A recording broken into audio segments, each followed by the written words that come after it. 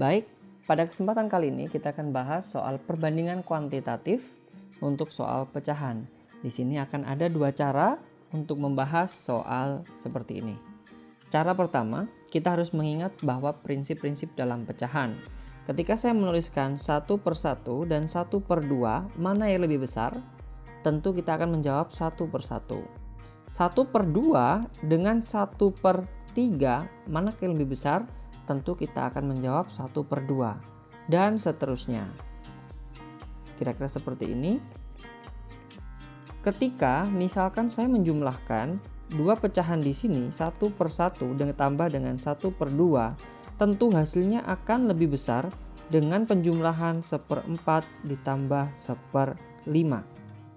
Nah, dengan cara yang sama, maka cara pertama untuk soal jenis ini kita lihat saja bahwa urutannya 1/13 lebih besar dari 1/14, lebih besar dari 1/15, lebih besar dari 1/16. Tentu kita menjumlahkan, ketika kita menjumlahkan 1/13 dan 1/14, hasilnya akan lebih besar ya daripada ketika kita menjumlahkan 1/15 ya ditambah dengan 1/16. Tentu cara pertama ini paling mudah ketika dia berurutan seperti ini. Jadi kita bisa langsung jawab X-nya lebih besar daripada Y. Nah, bagaimanakah dengan cara yang kedua?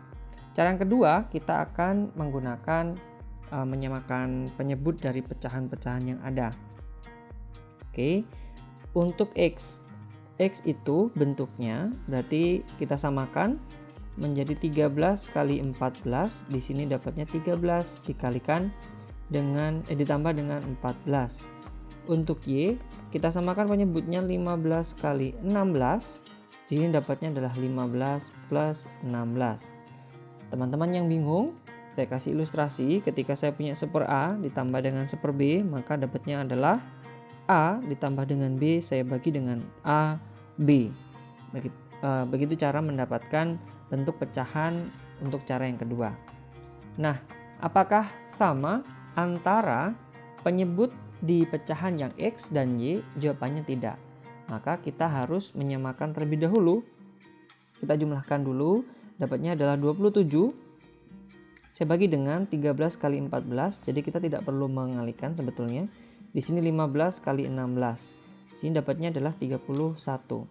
Supaya sama, saya akan tambahkan di sini 15 dan 16, tentu yang di atas kita tambahkan juga 15 dan 16.